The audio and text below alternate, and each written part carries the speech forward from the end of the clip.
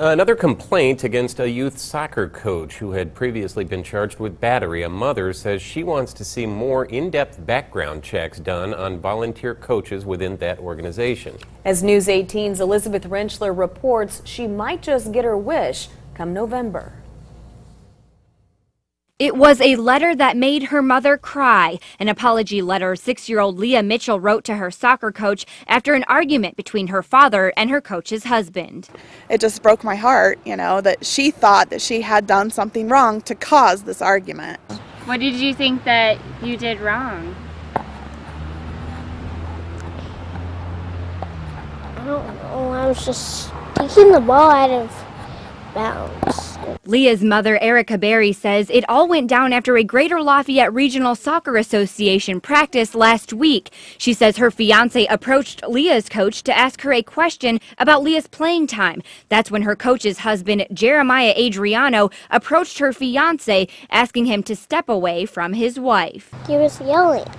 He threatened him. He said, hit me numerous times. Of course, that never happened, but he made threats against him, and he just told him that he was going to call the police. Adriano is not Leah's coach, but he is a coach for the GLRSA. This is the second complaint News 18 has received about Adriano's behavior at soccer practices and games. It is also the second time it has been brought to our attention that Adriano has a criminal history of battery. I was shocked. I thought that GLRSA would not hire or have volunteer coaches that have such an extensive criminal history, and not just a criminal history, but a violent criminal history. GLRSA President Rodney Tucker says he was made aware of the situation between Adriano and Leah's father, and upon investigation, he decided to suspend Leah's father for 1 game, saying the organization will not tolerate that type of behavior towards volunteer coaches. Tucker did not want to appear on camera, but issued this statement in regards to Adriano,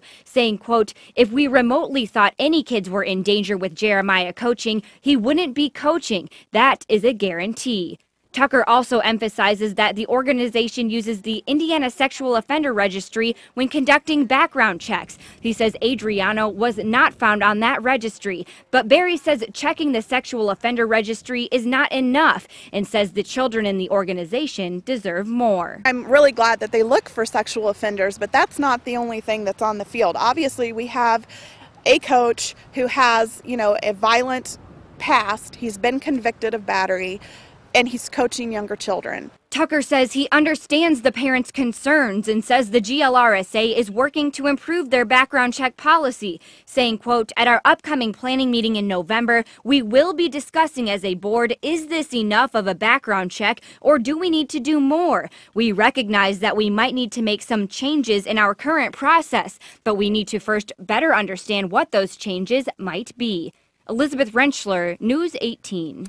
And News 18 contacted Jeremiah Adriano for comment on this story, but have so far not heard from him.